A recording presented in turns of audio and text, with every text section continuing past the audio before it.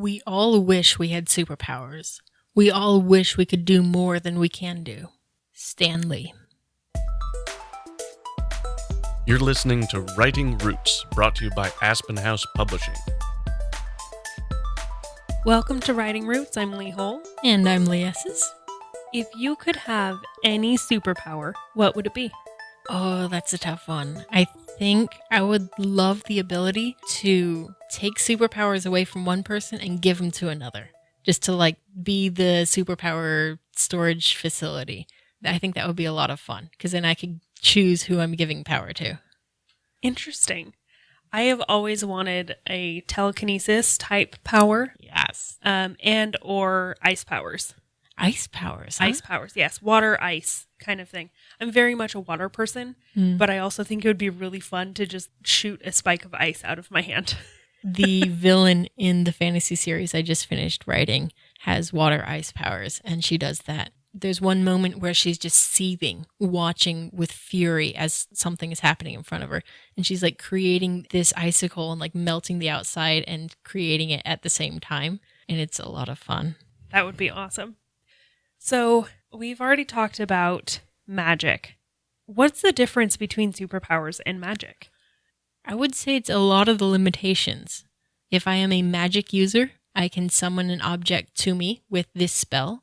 Or I can make someone fall in love with me with this spell, but spell ingredients or needing to have the right incantation or whatever the limitations are for that particular magic system. Superpowers are almost limited by one ability, but you can use them pretty much as you want to a certain extent. There's really no limit to how much Superman can be shot by a bullet. Yeah. The only limit to how many bullets he can be hit by are if one of those bullets is kryptonite. When you are creating a superpower, generally you want your superpower to do one thing. You want to be able to convince people by talking to them. We've talked before about magic being a fantasy fulfillment. I kind of think superpowers behave the same way. But my superpower is to heal people by touch. I'm not going to also have the ability to levitate, because that's a completely different superpower. But if I have the ability to push stuff across the room, I might have the ability to levitate because I'm moving something by will alone, and it's in the similar family of superpowers. So when you're talking about superpowers that fit into a category, one really good example of this is Jean Grey from the X-Men. She has basically three main abilities: telekinesis, astral projection, and telepathy. All are very mind-based abilities.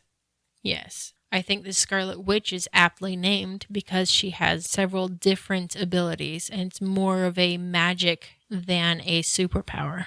Exactly. To me, why you should only have a character with a superpower that basically does one thing or one small vein of things is because the more they can do, the more boring they are. Absolutely. I've said this before, Superman. Superman is so boring. I don't like Superman. He's boring because he can take all the hits. He can't get hurt. He has super strength and can shoot lasers and can fly as fast as a bullet. When it's applied, it's not fun. So when you're coming up with a superpower, think of something that you really wish you could do. One law in science you really wish you could break. Break the law of gravity. One ability that you wish you could have, and that's generally a good place to start for a superpower. If rapid hair growth is going to be your character's superpower, then there might be a thief because, it was a bald man that robbed the bank. This guy has a full head of hair and a beard. It can't be this guy.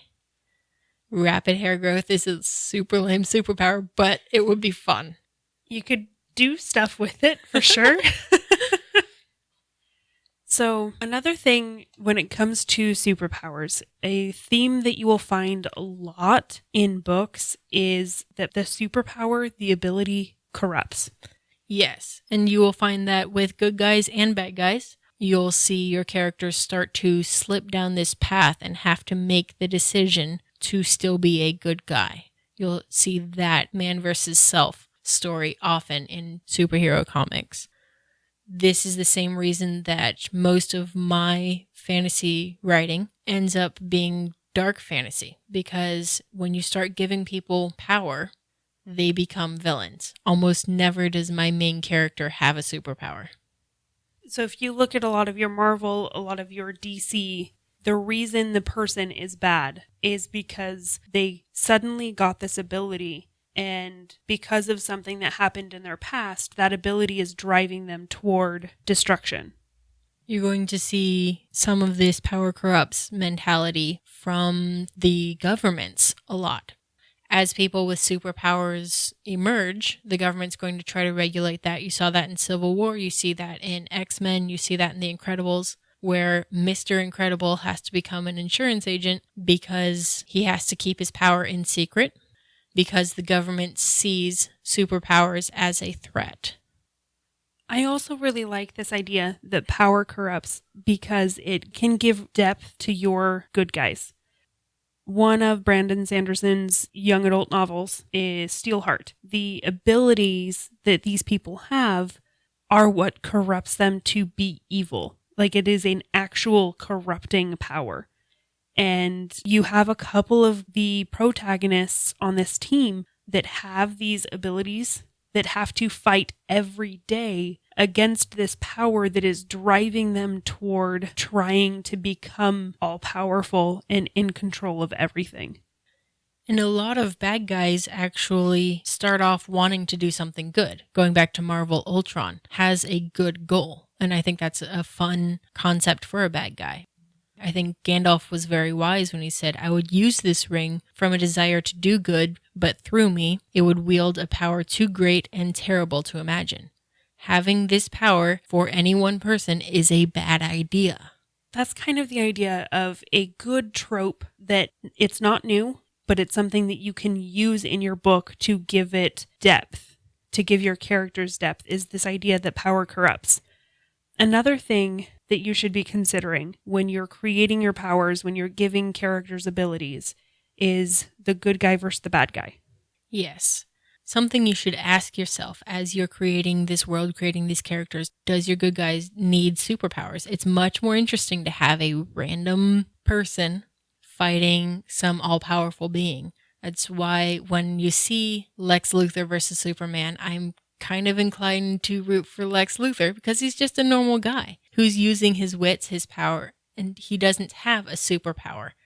It's why I'm a huge fan of Hawkeye and Black Widow. Yes. Because they are just very skilled at what they do. They don't have superpowers, but they're fighting along people with superpowers.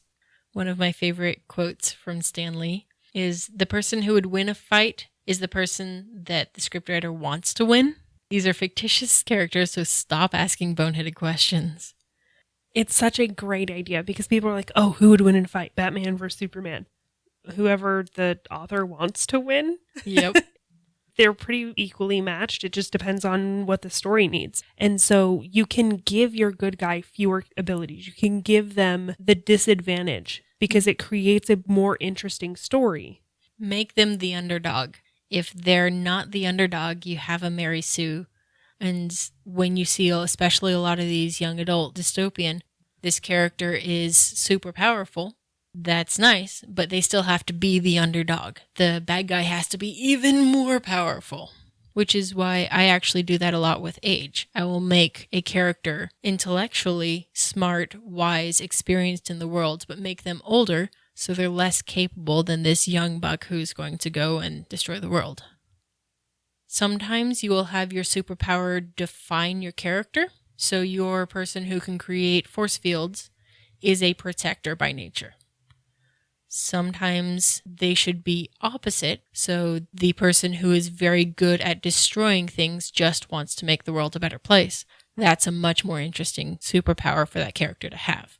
That's not to say that you shouldn't have characters where the superpower reflects the character, but those aren't going to be your main characters. They're just not as interesting.